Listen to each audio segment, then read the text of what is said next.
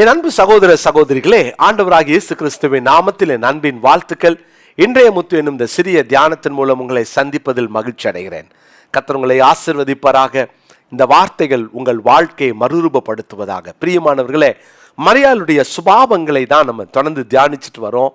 இன்னைக்கு மூன்றாவதாக லூக்கா சுவிசேஷத்தின் 1ஆம் அதிகாரம் 28 நான் வாசித்தறேன். முதல்ல, அவள் இருந்த வீட்டில் தேவதூதன் பிரவேசித்து, கிருபை பெற்றவளே வாழ்க, கர்த்தர் உன்னுடனே இருக்கிறார், ஸ்திரீகளுக்குள்ளே நீ ஆசீர்வதிக்கப்பட்டவள் என்றான். அப்போ கிருபை பெற்ற மரியாள், பாக்கியவதியான மரியாள், ஆசீர்வதிக்கப்பட்ட மரியாள், இதெல்லாம் ஒரு நபருக்குள்ள இவ்வளோ பெரிய பாக்கியம், இவ்வளோ பெரிய ஆசீர்வாதம் எப்படி கிடைத்தது? ஆண்டவராகிய இயேசுவை சுமந்த அந்த கர்ப்பம் எவ்வளவு ஒரு பாக்கியம் மரியாள் பெற்றிருக்க வேண்டும், எவ்வளோ பெரிய கிருபை. பிரியமானவர்களே, அப்போ அதுக்கு காரணங்களை நம்ம பார்த்தோம், மரியாளுடைய கேரக்டரை பார்த்தோம், மரியாளுடைய அந்த விசுவாசம். நேற்று தினத்தில் நான் சொன்னேன், மரியாளுடைய அர்ப்பணிப்பு. ஒரு கிறிஸ்தவ வாழ்க்கை அர்ப்பணிப்பு இல்லாமல் எந்த ஒரு நபரும் கிறிஸ்தவ வாழ்க்கை வாழ முடியாது. எனவே கிறிஸ்தவ வாழ்க்கை அர்ப்பணிப்பை சார்ந்தது. இன்னைக்கு இன்னொரு கேரக்டரை நம்ம மரியாள்கிட்ட கற்றுக்கொள்ள போகிறோம். லூக்கா சுவிசேஷம் 1ஆம் அதிகாரத்தின் 43வது வசனம். லூக்கா 1:43. என் ஆண்டவருடைய தாயார் என்னிடத்தில் வந்தது எனக்கு எதினாலே கிடைத்தது.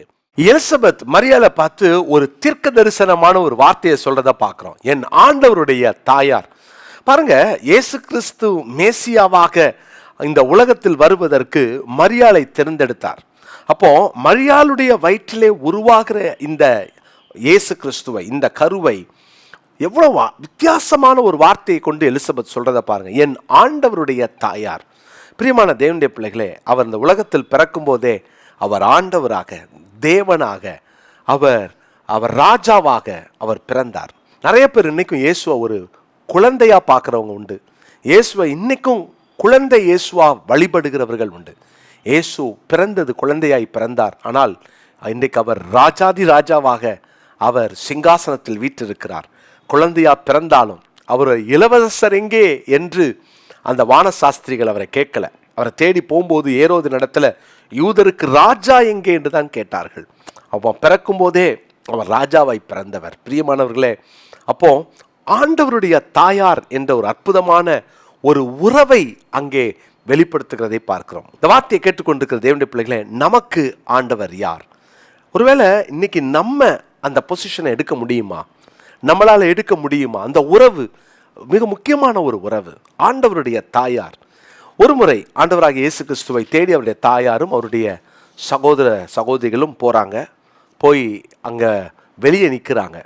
லூக்கா சுவிசேஷத்தில் அந்த வசனத்தை வாசித்துருவோம். 8ஆம் அதிகாரம் 19ஆம் வசனம். அப்பொழுது அவருடைய தாயாரும் சகோதரரும் அவரிடத்தில் வந்தார்கள். ஜனக்கூட்டத்தினாலே அவர் அண்டையிலே அவர்கள் சேரக்கூடாதிருந்தது.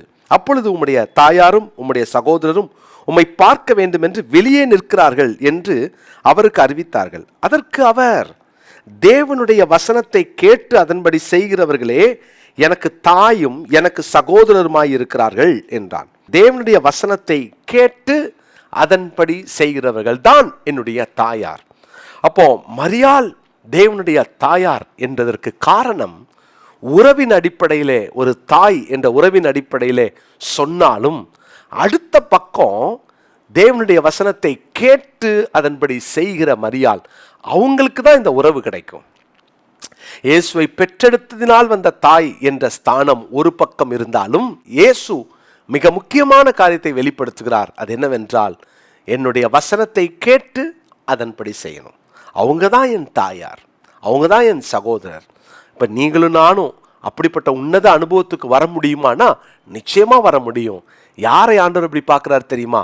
அவர் வசனத்தின்படி கேட்டு அந்த வசனத்தின்படி செய்கிற யாராக இருந்தாலும் சரி, அந்த அற்புதமான அனுபவத்தை, உறவை பெற்றுக்கொள்ள முடியும்.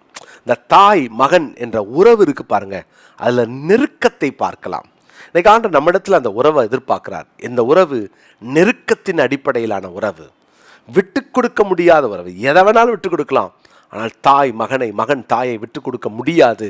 அது உன்னதமான ஒரு உறவு, சகோதரத்துவ உறவு. இதையெல்லாம் ஆண்டவர் நம்மிடத்தில் எதிர்பார்க்கிறார். எப்போ கிடைக்கும் தெரியுமா? வசனத்தை கேட்டு வசனத்தின்படி செய்கிறவர்களுக்குத்தான் இந்த உறவை கர்த்தர் தருவார். மத்தேயு சுவிசேஷம் 7ஆம் அதிகாரத்தின் 24வது வசனத்தை நான் வாசிக்கிறேன். மத்தேயு 7ஆம் அதிகாரத்தின் 24வது வசனம், ஆகையால் நான் சொல்லிய இந்த வார்த்தைகளை கேட்டு இவைகளின்படி செய்கிறவன் எவனோ, கேட்டு செய்கிறவன், நான் சொல்லிய இந்த வார்த்தைகளை கேட்டு இவைகளின்படி செய்கிறவன் எவனோ அவனை கண்மலையின் மேல் தன் வீட்டை கட்டின புத்தியுள்ள மனுஷனுக்கு ஒப்பிடுவேன். கேட்டு செய்கிற அனுபவம். இன்னைக்கு இந்த 2 அனுபவமும் இருக்கணும். வசனத்தை கேளுங்கள், அதன்படி செய்யுங்கள். கேட்டுக்கிட்டே இருக்கிறது பெரிய விஷயம் அல்ல. நான் அடிக்கடி ஜெபம் பண்ணுவேன். இந்த இன்றைய முத்தை கேட்குறவங்க நிறையா பேர் 1000 தாண்டி விட்டது, ரொம்ப சந்தோஷம்.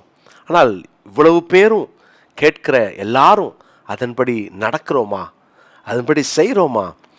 அவர்களுக்கு தான் இந்த மேன்மையான இந்த நெருக்கத்தை கர்த்தர் கொடுக்கிறார், அந்த உறவை கர்த்தர் கொடுக்கிறார். ஆண்டவர் பாருங்களேன், என் வசனத்தை கேட்டு அதன்படி செய்கிறவர்கள் என்று சொல்லும்போது அவர் எதிர்பார்ப்பெல்லாம் நான் என்னெல்லாம் சொல்கிறேனோ அதை செய்யுங்கன்னு சொல்கிறாரு. இன்னைக்கு செய்வோம். அவர் என்ன சொன்னாலும் அதை செய்வோம். ஆண்டவர்கிட்ட சொல்லுங்க, ஆண்டவரே நான் உங்களை அன்பாக இருக்கிறேன். அந்த இன்டிமசி நிமித்தம் உண்மையான உறவு செய்ய வைக்கும். அன்பு இருந்தால் செய்ய வைக்கும். நான் அவரை நேசிக்கிறேன் அப்படின்னா அவருக்கு பிடிக்காததை செய்ய மாட்டேன். அவருக்கு பிடிக்காத, அவர் நோ சொல்கிற விஷயத்த நான் ஒரு நாளும் செய்யக்கூடாது. அப்படி செஞ்சால் அன்பு இல்லைன்னு அர்த்தம், இன்டிமசி இல்லைன்னு அர்த்தம். இன்டிமசி போயிருச்சுன்னு அர்த்தம். இன்டிமசி தான் கீழ்ப்படிய வைக்கும். யோசித்து பாருங்கள், நமக்கும் தேவனுக்கும் அந்த நெருக்கம் இருக்கா?